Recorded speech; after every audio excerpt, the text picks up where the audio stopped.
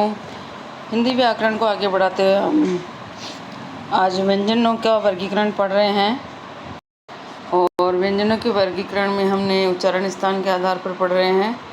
उच्चारण स्थान के आधार पर पहले हमने पढ़ चुके, हमने प्राणवायु के आधार पर और स्वरतंत्र के आधार पर पढ़ चुके हैं। अब हम पढ़ रहे हैं उच्चारण स्थान के आधार पर, जो मैंने अब अपने अगले वीडियो में पढ़ा दिया आपको। और अब मैं इनके कुछ प्रश्न करवा देती हूँ आपको, ताकि इजी हो जाएगा। लास्ट वीडियो में हमने इसकी थ्योरी पढ़ी थी, अब हम इनके प्रश्न करेंगे। तो देखते हैं आपको कितना समझ में आया, क्योंकि हाथों हाथ प्रश्न होना ज़रूरी है। ये मैं आपको हर वीडियो में कहूँगी कि हाथों हाथ आप प्रश्न के लिए।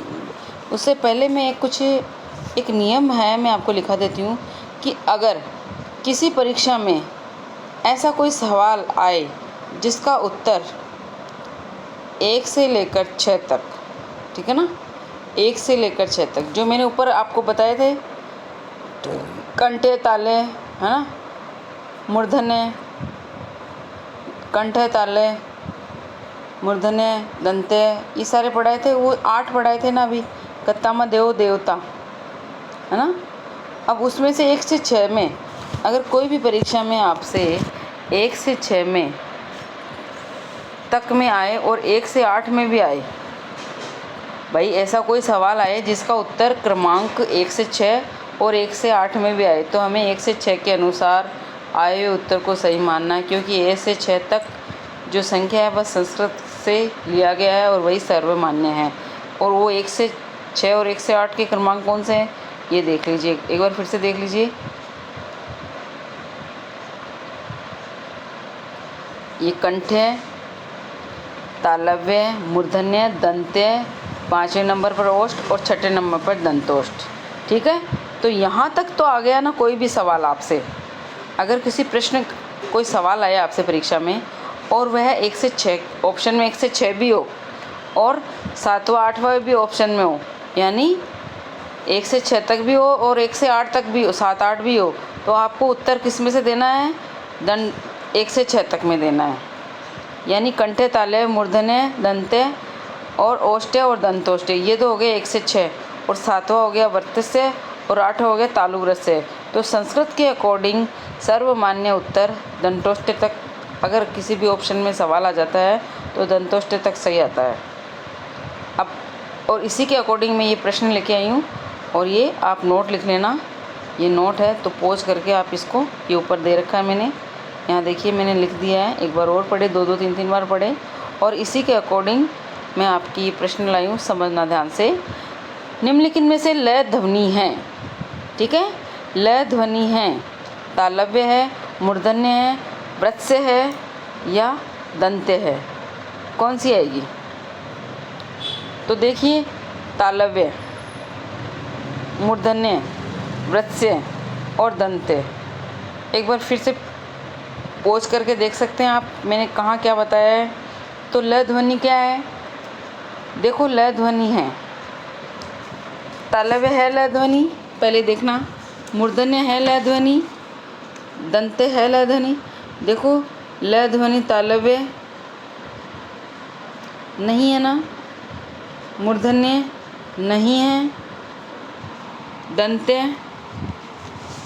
दंत्य में लय ध्वनि है बिल्कुल, और एक वृत्स्य। अब वृत्स्य में क्या आया, ये 7वें नंबर पर आ गया वृत्स्य। तो अभी मैंने कहा 1 से 6 तक में जो भी आएगा वही आएगा, तो लय दंत्य में आ रहा है, तो लय दंत्य ध्वनि है। फिर से देखिए नेक्स्ट क्वेश्चन, ये और श ध्वनियाँ हैं, ये और स ध्वनियाँ हैं, मूर्धन्य, तालुव्रस्य, तालव्य या वृत्स्य। वापस से देखिए, 1 से 6 तक में से आंसर देना आपको, हाँ 1 से 6 तक में से देना है आपको यहाँ आंसर, क्योंकि ये संस्कृत के अकॉर्डिंग सर्वमान्य मानी गई है। तो ये और श किस में आएगा, सबसे पहले तो आपको ध्यान है, तो तालव्य में आएगा। सबसे पहले हमने पढ़ा था तालव्य में, बिल्कुल। तालुव्रस्य, अगर तालुव्रस्य ये और स में है, तो देखिए ये इम्पोर्टेंट यहाँ ये है कि ये है तो तालुव्य से ये और शय, लेकिन ये और शय वहाँ तालव्य में आ रहा है, तालव्य में आ रहा है। आप कंफ्यूज मत होइए। तालुव्य ध्वनि है वह संस्कृत के अकॉर्डिंग नहीं है, और तालुव्य ध्वनि है वह 8वें नंबर पर है। तो हमारा आंसर होगा यहाँ तालव्य। फिर एक क्वेश्चन और करती हूँ आपसे। वह ध्वनि है ओष्ठ्य, दंतोष्ठ्य, तालव्य, कंठ्य, कौन सी होती है? तो वह ध्वनि है दंतोष्ठ्य। ये हमारे ही प्रश्न बनाए हुए हैं, और ये आपको कहीं और, अगर आप कहीं से ये टॉपिक करने के बाद में कहीं और से अगर आप अपनी स्क्रूटनी करना चाहेंगे तो बहुत अच्छा होगा। मैं तो कहती हूँ आपको टॉपिक करने के बाद ही तुरंत प्रश्नोत्तर करने चाहिए, ताकि आपका मेथड क्लियर हो और आपको सही से समझ में आ जाए। तो ये दंतोष्ठ्य है, जो कि हमारे 6ठे नंबर पर है। दंतोष्ठ्य 6ठे नंबर पर है, और वह ध्वनि स्वतंत्र ध्वनि है। वह के साथ में एक और बताया था मैंने आपको, फ भी बताया था, ध्यान हो तो पीछे पॉज करके पीछे जाके पढ़िए। अब एक मैं नोट लिखवा रही हूँ। ये जो वर्गीकरण है 1 से 6 तक क्रमांक का वर्गीकरण, ठीक है, कौन सा? कंठ्य, तालय, मूर्धन्य, दंत्य, ओष्ठ्य और दंतोष्ठ्य। अब ये संस्कृत के अनुरूप है। मैं आपके ये सारे जो 4 सवाल मैंने कराए हैं, इन चारों सवालों का जवाब मैं यहाँ देना चाह रही हूँ कि ये संस्कृत के अनुरूप सर्वमान्य है। इसलिए जब भी किसी परीक्षा में कोई प्रश्न ऐसा पूछा जाए जिसका उत्तर 1 से 6 तक में आया हो, है ना, और 7 से 8 तक के क्रमांक में भी आया हो, तो आपको 1 से 6 तक वाले के अनुरूप ही सही देना है, ठीक है। और ऐसी स्थिति में 1 से 6 तक के क्रमांक के अनुरूप आए विकल्प को सही माना गया है, जो सर्वमान्य है। बार बार बता रही हूँ मैं, प्राथमिकता 1 से 6 तक को ही देनी है। क्लियर? अब पढ़ लें हम आगे।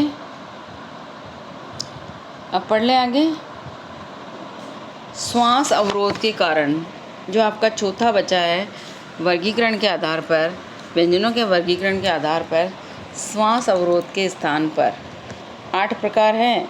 सबसे इंटरेस्टिंग टॉपिक्स हिंदी का, व्यंजन का सबसे लास्ट का आ गया, व्यंजनों के वर्गीकरण का सबसे लास्ट आ गया ये, और बड़ा इंटरेस्टिंग है। ज़्यादा समय नहीं लूँगी, लेकिन अच्छे से समझाना चाहूँगी आपको, तो थोड़ा ज़्यादा समय भी लग जाए तो वीडियो को अंत तक देखना, पूरा देखना, और एक नहीं 2-2 3-3 बार देखना है। और तुरंत देखते ही आपको किसी भी अच्छी प्रश्न मैं आपको अगर किसी को चाहिए तो मैं प्रोवाइड करवा दूँगी, बता दूँगी।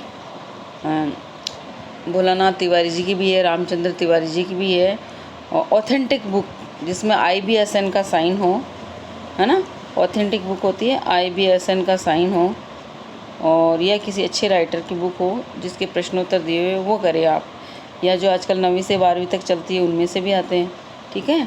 अच्छी बुकों से करें ताकि हम रिट भी लगाए तो हमारे पास ऑथेंटिक बुक हो। जो कॉम्पिटिटिव एग्ज़ाम देने वाले हैं वो बारीकी से इस चीज़ का अध्ययन करें। श्वास अवरोध के स्थान पर 8 प्रकार एक आएगा आपके। अब देख लिए हमने व्यंजन तो पढ़ लिए, लेकिन हम बाकी के ऐसे कुछ 8 टॉपिक हैं इसमें जिनको हम अच्छे से पढ़ेंगे, अलग अलग। ये उनको भी क्या कहते हैं। एक आएगा आपके र आएगा, ठीक है, र है जिसे लुंठित और प्रकम्पी र कहा जाता है, लुंठित और प्रकम्पी र। फिर एक आएगा ल जिसे पार्श्विक ल बोला जाता है, ठीक है। फिर एक आएगा उच्छिप्त और ताड़नजात, ड और ढ, ठीक है। ये आएंगे दोनों, उच्छिप्त और ताड़नजात, ड ढ। वो वर्णमाला में अलग से ड ढ, ये ताड़नजात वाले अलग से हैं।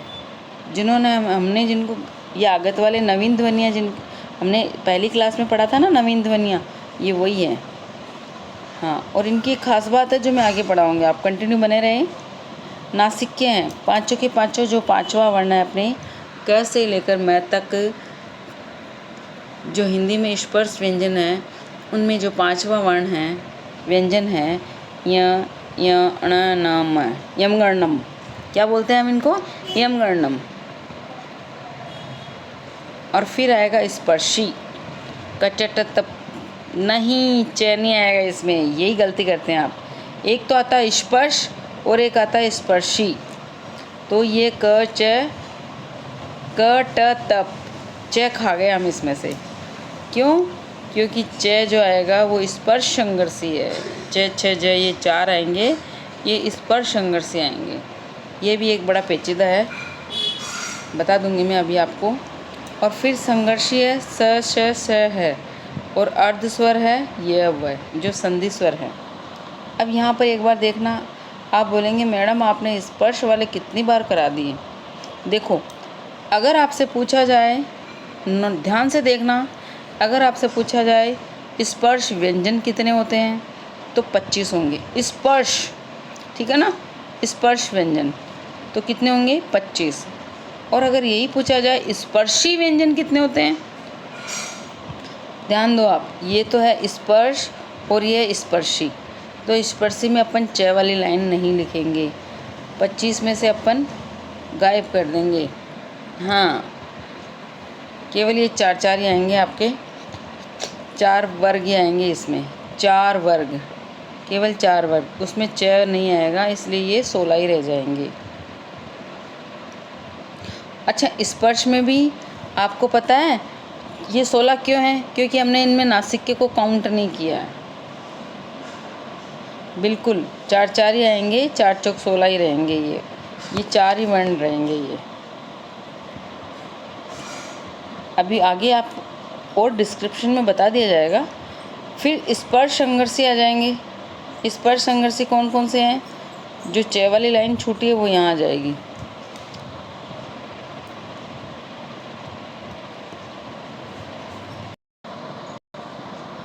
आगे समझ में? मैं क्या कह रही हूँ यहाँ पे कि स्पर्श संघर्षी च छ ज और झ 4 ही आएंगे, क्योंकि बाकी का जो लास्ट का 5वां है वो हमने नासिके में काउंट कर लिया है। फिर आएंगे संघर्षी, तो स स और है, ये 4 आ जाएंगे। अब आगे आपको समझ, तो यानी कि ये जो प्रथम 4 वर्ण है ना वही आएंगे। 5वां वर्ण स्पर्शी व्यंजन में नहीं आता है, क्योंकि यहाँ देखिए मैंने स्पर्शी, ये जो 5वां है ना ये मैंने नासिके में ले लिया है यहाँ पे। एक बार फिर से ये सारी सारणी देख ले आप, अच्छे से समझ में आई होगी। लुंठित है र, ठीक है, ताड़न जात है डड है, स्पर्शी है क ट त प, वर्ग के चारों के 4 तो 4 चौक 16 हो गए। और च वाली लाइन को ले लिया हमने स्पर्श संघर्षी में, ठीक है। फिर यहाँ देखिए पार्श्विक ल, ठीक है, फिर नासिके में हो गए यमगणनम, फिर संघर्षी में हो गए उष्मीय व्यंजन, और अर्ध स्वर में ये और वह हो गए। अब देखिए इनकी एक एक की डेफिनेशन पढ़ के अच्छे से करेंगे। ल, सबसे पहले पढ़ेंगे हम लुंठित, वह ध्वनि जिनका उच्चारण करते समय जीभ गोल हो और कांपती हो। र, बोल के बताएं आप। र प्रकंपित हो रही है ना, कंपन के साथ हो रही है ना। और इस र को मैं आपको थोड़ा सा यहाँ बताना चाहूँगी। ये र मैंने 4 प्रकार से पढ़ा है अपनी ऑफलाइन बैच में। तो देखिए एक तो होता है ये वाला र, ठीक है, ये र होता है एक तो, यानी ये वाला र जिसको हम आधा र बोलेंगे। एक होता है ये वाला र, ये भी क्रम है और ये भी क्रम है, लेकिन ये यहाँ र आधा है और ये यहाँ र पूरा है। ये र है आधा और ये पूरा है, ठीक है, ये हो गया एक तो। और एक होगा र ऋषि वाला र, जो हमने पढ़ा, जैसे ये है इसके अंदर भी ये र आता है, ठीक है, ये भी आधा र है।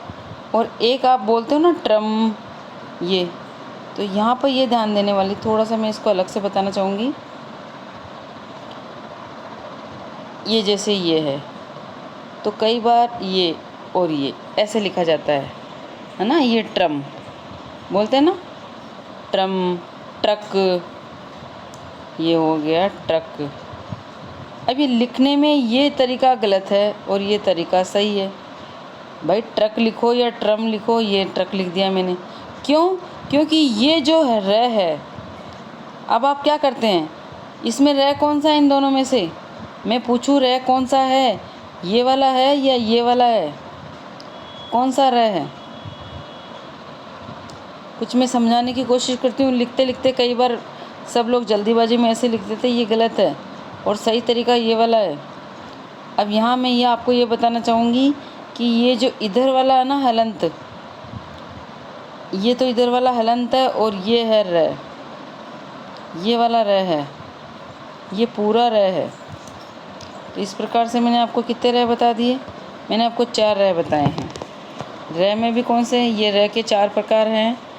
कौन सा? एक तो ये आधा वाला र आता है, एक र ऋषि वाला, जो ऋषि वाला र आता है ना, ऐसे है के अंदर मिला हुआ, ऐसे, या किसी भी लय के अंदर ऐसे, ये तो आधे आधे आएंगे। एक आता है ये र पूरा होता है कब? जब आप ऐसे, ये हलंत होगा और इधर वाला होगा ना र, तो ये पूरा र होगा। जैसे लिखते हैं ना अपन प्रकार, ये पूरा र है, ठीक है। ये लिखते हैं आप, कई सी जगह आएगा, ये देखना आप, कई सी जगह आएगा। ये जैसे प्रकम्पित में भी, ये प्रकम्पित, तो ये र है ना, ये पूरा र है। आगे कभी और व्याकरण की क्लास में आपको बता देंगे इसके बारे में। यहाँ ज्ञान के लिए इतना ही काफ़ी है। और दूसरा पढ़ेंगे हम पार्श्विक लय। ये भी एक ही होता है। पार्श्विक, पार्श्व का मतलब होता है अगल बगल। तो जब हम लय को उच्चारण करेंगे तो जो हमारी जीभ है ना, वह तालू से चिपक जाती है और फिर निकलने वाली प्राणवायु दोनों साइड से, गालों के दोनों साइड को स्पर्श करते हुए अगल बगल से निकल जाती है ना। देखिए इसमें मैंने क्या डेफिनेशन दे रखी है। वह ध्वनि जिसका उच्चारण करते समय जीभ तालू से चिपक जाती है तथा निकलने वाली प्राणवायु जीभ के दोनों ओर से गालों को स्पर्श करते हुए बाहर निकलती है ना, उसको लय बोलते हैं। ल और झटके के साथ, र तो कंपन के साथ बाहर आता है और लय भी झटके के साथ आता है। गाल, ल, है ना, ऐसे। अब देखिए जो झटके के साथ बाहर, ज़्यादा झटका किस में लगेगा? अब ये और आएगा आगे। ये तो हल्के फुल्के झटके लग रहे हैं इनमें। जैसे र हो गया कंपन के साथ, ल हो गया ऊपर चला जाएगा ल, बिल्कुल ल, ल, और फिर बोलेंगे जब थोड़ा सा गालों के अगल बगल से हवा निकलेगी। थोड़ा बहुत खुद भी प्रयास करके देखना, अकेले रहो जब, नहीं तो कोई सोचेगा अपने आप में क्या बड़बड़ा रहा है। उच्छिप्त और ताड़न जात। ताड़न जात यानी ताड़ते हैं ना किसी को, अपन लकड़ी लेके ताड़ते हैं, चलो निकलो बाहर निकलो, या एक साथ ही बाहर निकाल देते हैं, उच्छिप्त, है ना। अब ये कौन कौन से हैं? ये वे ध्वनियाँ जिनका उच्चारण करते समय जीभ झटके के साथ ऊपर उठती है और झटके के साथ ही नीचे गिरती हो। ढ और ढ, मानो जीभ को फेंक कर मारा गया हो, है ना। अब ये कौन से ढ है ये देखना, अभी आगे आएंगे ये बताएंगे। चलो यही बता देती हूँ आपको। देखिए ये वे वर्ण हैं जो किसी भी शब्द के बीच में आएंगे, पहले नहीं आएंगे, और इनमें लगी हुई होगी बिंदी। जी हाँ, बिंदी लगी हुई होगी। वहाँ वर्णमाला में मैं ये बताना भूल गई, और क्योंकि हम कहीं भी उठा के बिंदी लगा देते हैं, और हो सकता है आपको भी नहीं ध्यान हो, पहले हमें भी नहीं ध्यान था, लेकिन जब पढ़ते पढ़ते ये चीज़ें आ गई कि समझ में, तो ये जो शब्द आएंगे ना, ये शब्द के बीच में आएंगे, पहले नंबर पर कभी नहीं आएंगे। जैसे मैंने लिखा डमरू,